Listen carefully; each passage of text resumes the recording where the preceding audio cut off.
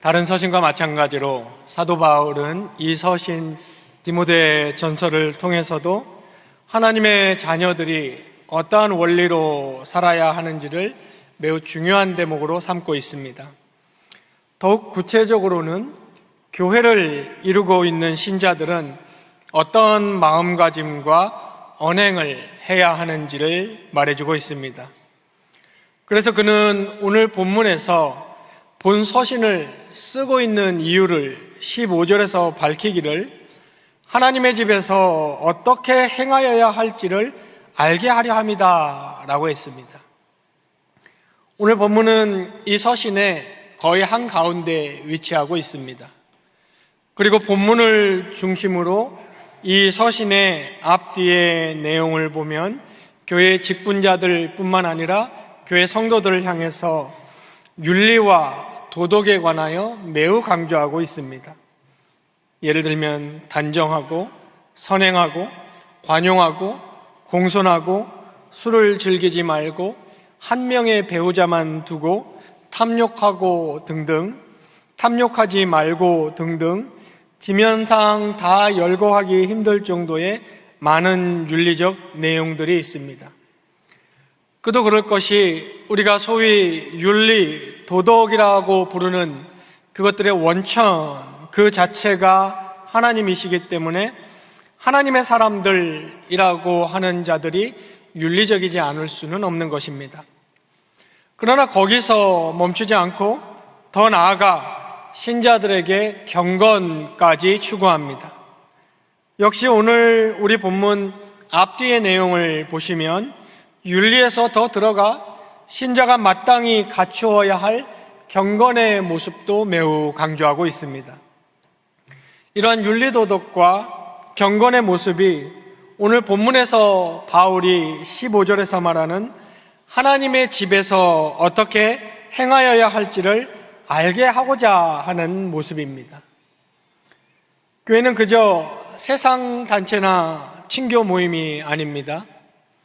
교회는 오늘 본문이 말하는 것처럼 살아계신 하나님의 집입니다. 또 세상에서 진리라는 것의 기둥, 터로 부름받은 거룩한 공동체가 교회입니다. 그러므로 바울은 디모데에게 그리고 우리에게 교회가 지닌 본질과 사명을 바로 깨닫고 합당하게 살아갈 것을 권면하고 있는 것입니다. 여기서 우리가 반드시 기억해야 할 것이 있습니다. 우리가 윤리, 경건 이것을 말하기 이전에 교회에서 그것이 가능한 이유 그리고 그것들 되게 하는 교회의 본질적인 정체성과 교회가 다루고 있다는 진리가 명확히 무엇인지 분명히 해야 할 것입니다. 바로 바울이 그 점을 말하고 있는 대목이 오늘 우리가 읽었던 본문입니다. 그것이 우선 되어야 그 진리에 합당한 윤리와 경건의 삶을 살 수 있기 때문입니다. 이것은 오늘날 우리에게 현대 교회에게 매우 시급한 것입니다. 현대를 살아가는 많은 사람들이 교회를 오해하고 복음의 본질을 잃어버린 채 어떤 도덕이나 교회의 활동에만 몰두하기 쉽습니다.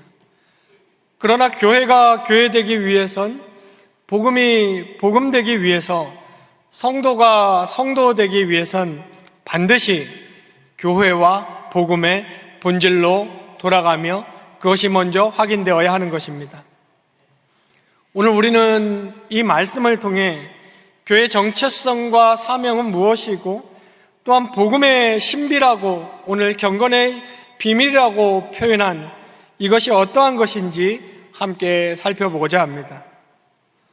먼저 바울은 교회의 본질에 대해서 가장 먼저 꺼낸 단어가 하나님의 집이라는 단어입니다.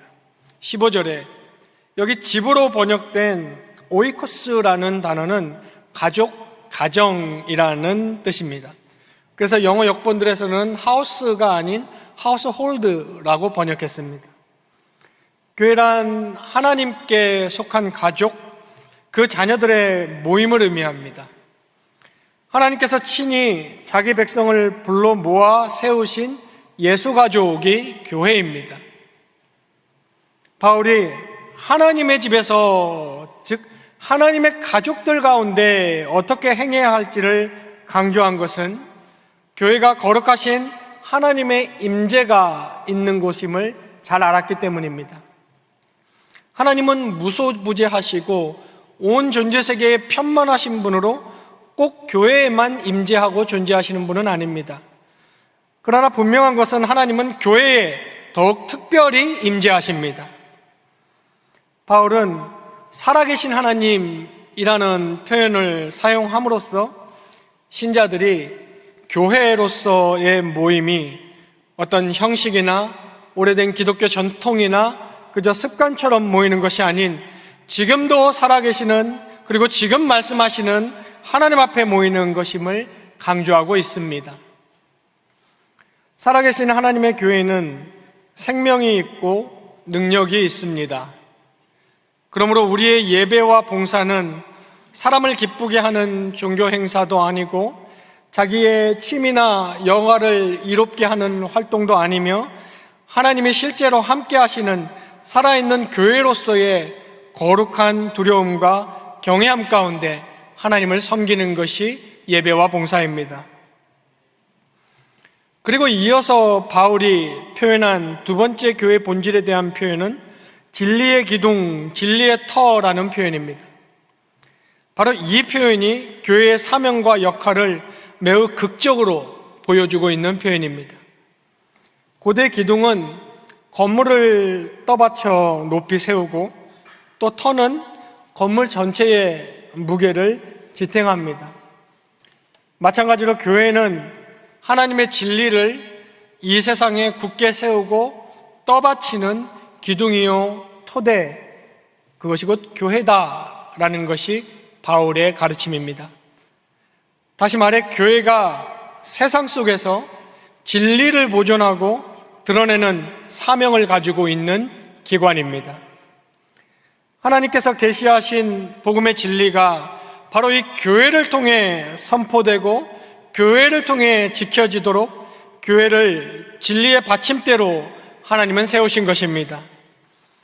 교회는 진리를 떠받치는 기둥이며 진리가 서 있는 토대입니다.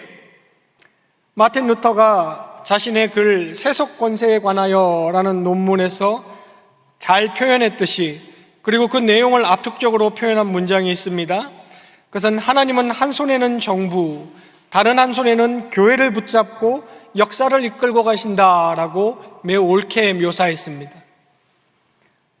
사람들이 믿고 따라야 할 진리를 보존하고 드러내는 것이 곧 교회의 사명이고, 그것이 가능하도록 최소한의 세상의 관리와 경영을 하는 것이 곧 정부라는 기관입니다.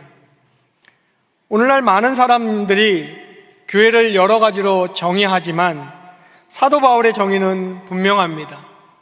교회란 진리를 소유하고 수호하며 전하는 공동체입니다. 만일 교회가 이 역할을 상실하면 어떻게 되겠습니까? 교회가 세상에 가장 큰 복된 소식을 교회가 가지고 있다라는 인상을 주지 못하면 그것은 이미 제 기능을 잃은 것입니다.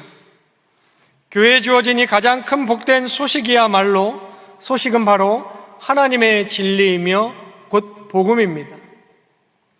교회가 세상의 구경거리가 되고 그저 친교 모임이나 봉사단체로 전락하여 복음의 큰 기쁨의 좋은 소식을 선포하지 않는다면 그것은 이미 교회의 본연의 사명을 잃어버린 것입니다.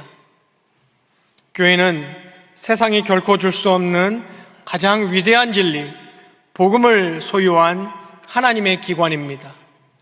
진리 대신 세속 철학이나 인간의 의견을 전한다면 그것은 기둥이 무너지고 토대가 흔들리는 것과 같습니다.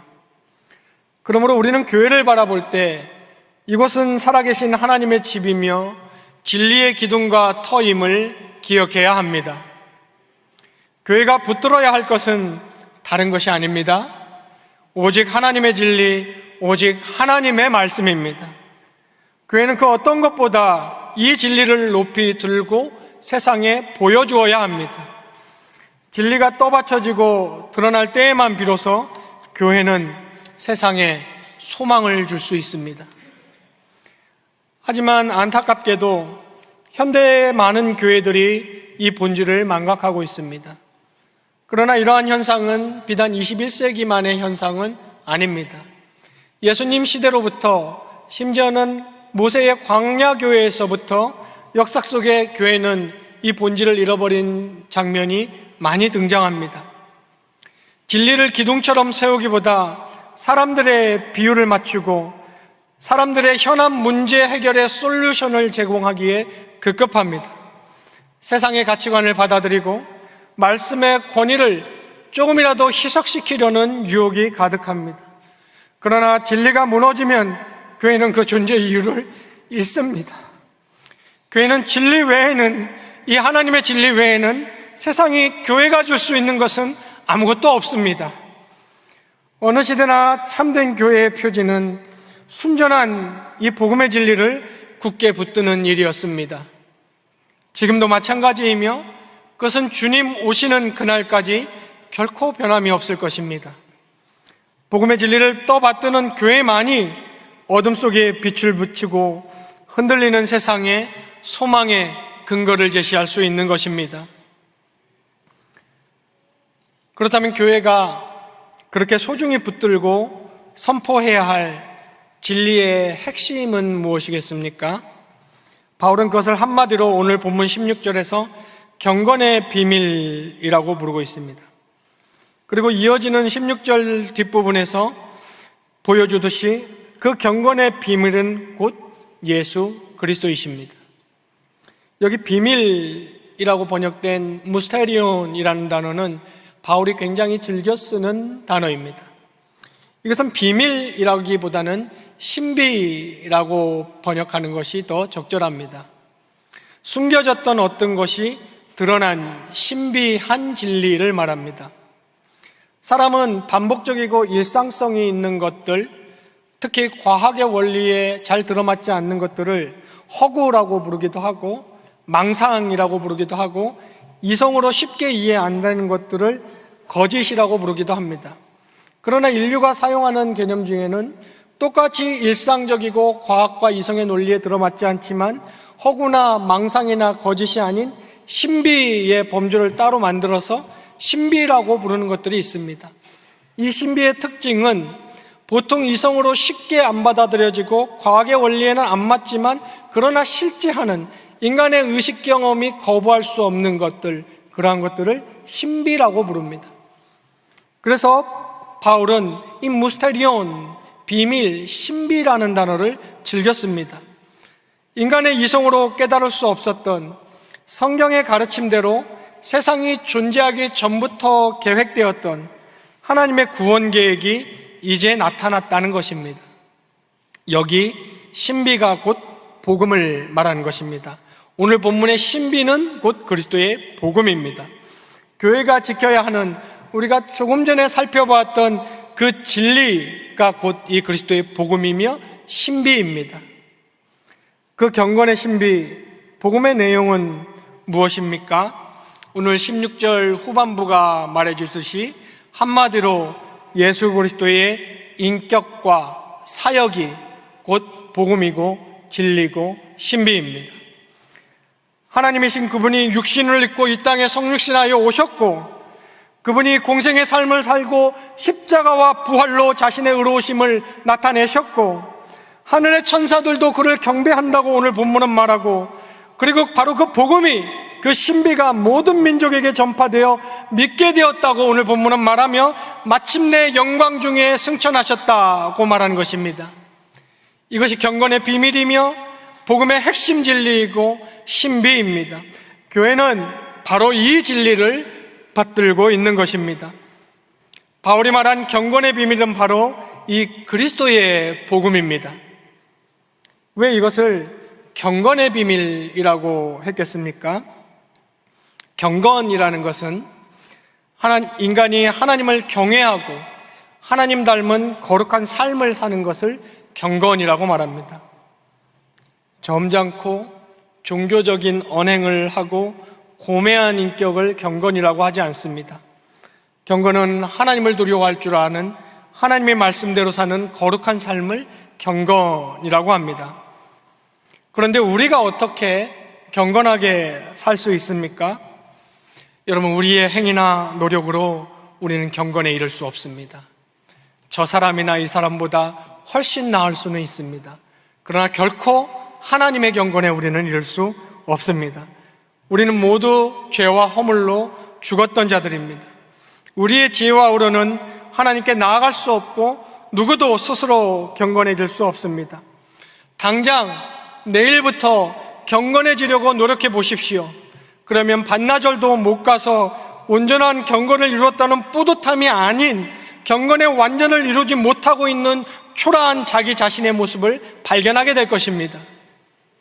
그러나 우리의 죄사함과 우리의 생명을 주신 그리스도께서, 그 그리스도가 바로 우리를 위하여, 우리를 대신하여 바로 우리의 경건을 완전히 이루어 주셨습니다. 그리스도는 우리에게 죄사함과 생명을 주셨을 뿐 아니라 우리를 위한 우리의 경건도 이루어 주셨습니다.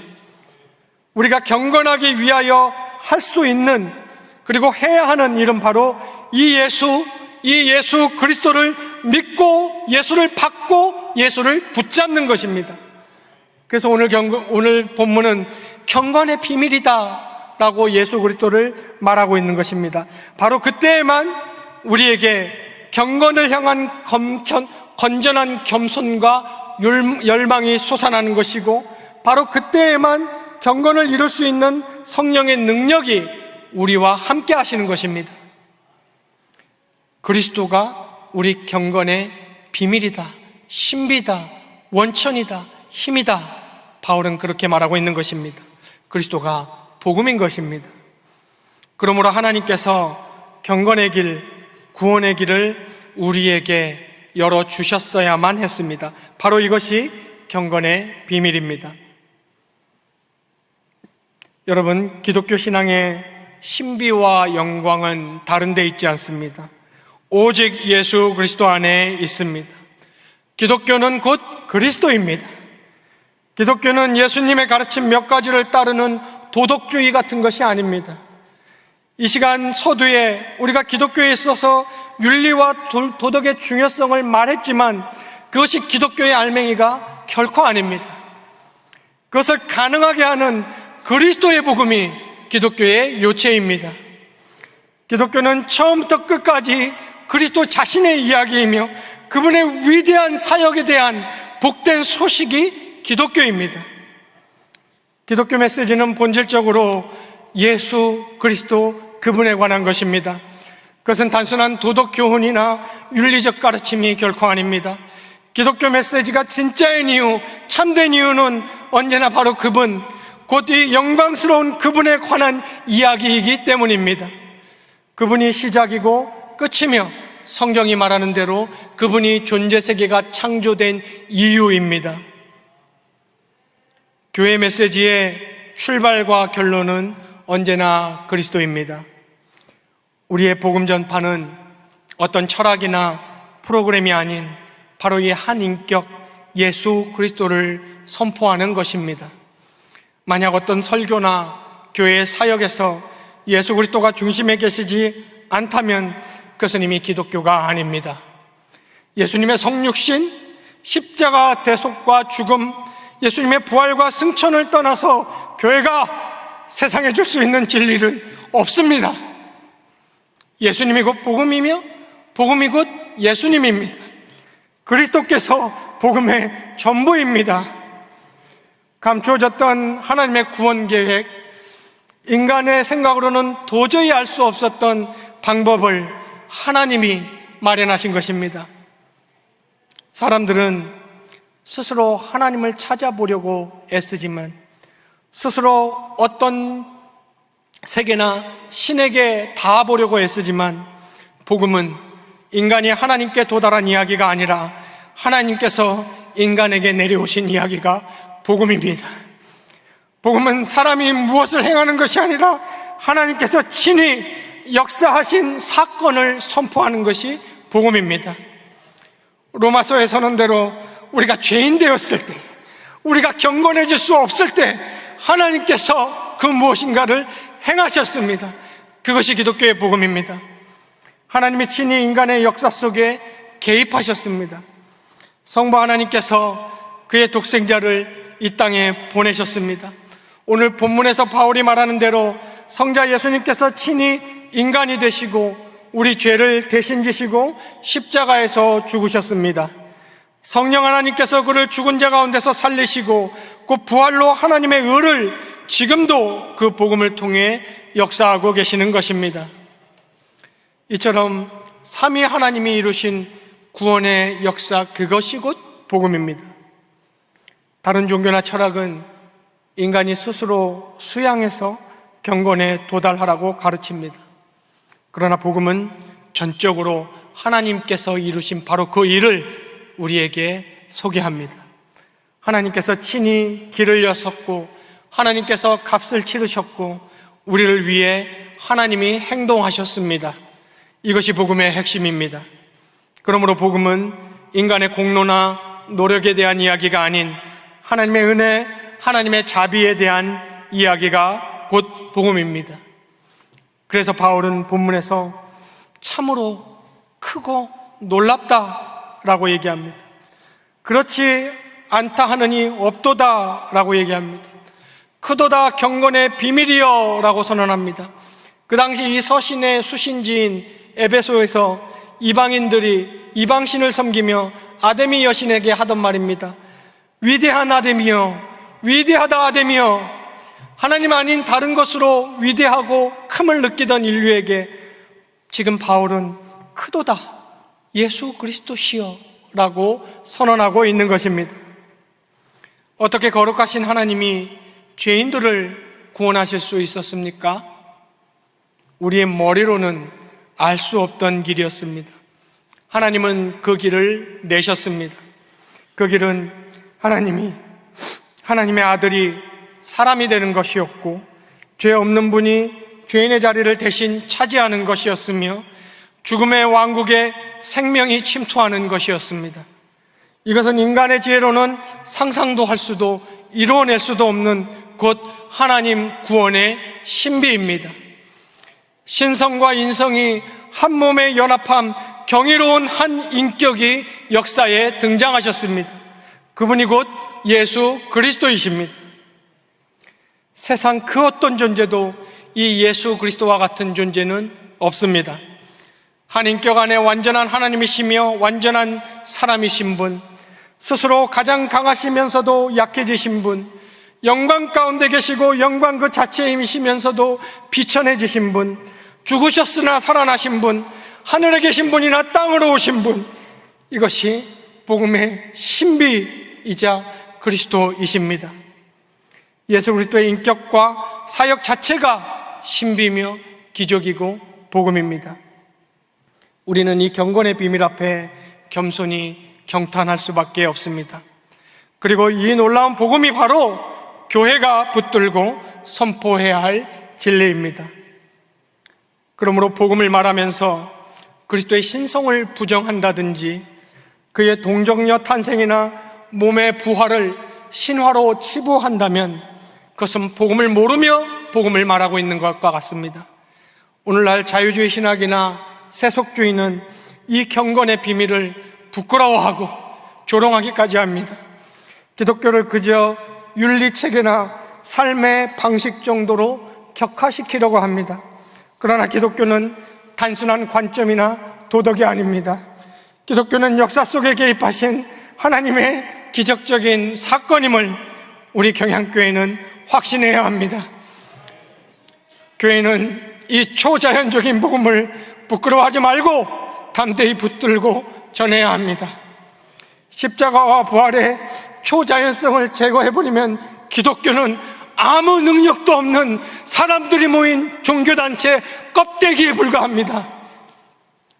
사탄이 가장 집중적으로 공격하는 지점도 바로 이 그리스도 복음의 핵심 진리입니다. 우리는 언제나 그리스도로 시작해야 합니다. 예수님의 참 하나님 되심과 참 인간 되심, 십자가의 대속과 부활의 승리를 우리는 이것을 붙잡아야 합니다. 그것이 없이 참된 경건한 삶은 나올 수 없습니다. 경건의 비밀은 사람이 아닌 그리스도께 있습니다. 이것을 알고 믿는 자마다 죄사함과 새 생명을 얻고 하나님을 닮은 참된 경건에 이를 수 있습니다. 이 진리가 바로 교회가 세상에 전하는 복음입니다. 여러분, 혹시 이 자리에 아직 이 경건의 비밀인 복음을 분명하게 붙들지 못한 분이 계십니까? 기독교를 그저 착하게 사는 정도로 이해하고 계십니까? 그렇다면 이 복음의 신비를 오늘 다시 깊이 묵상하시기 바랍니다. 다시 보시기 바랍니다. 기독교는 우리가 착한 사람이 되려고 애쓰는 도덕 종교가 아닙니다. 기독교는 하나님이 친히 죄인을 살리시려고 행하신 하나님 구원의 종교입니다. 우리가 경건하게 살 수 있는 유일한 길은 바로 이 복음의 진리를 믿음으로 붙잡는 것입니다. 교회는 바로 이 복음 위에 서 있어야 합니다. 기독교는 곧 그리스도이며 그리스도가 곧 기독교입니다. 그러므로 교회는 오직 예수 그리스도를 높이며 그분의 복음을 전하는데 바로 존재의 이유가 있는 것입니다. 성도 여러분, 이제 우리 앞에 주어진 교회의 본질과 사명을 마음에 깊이 새기며 다시 한번 교회된 우리의 정체성을 확인해야 합니다.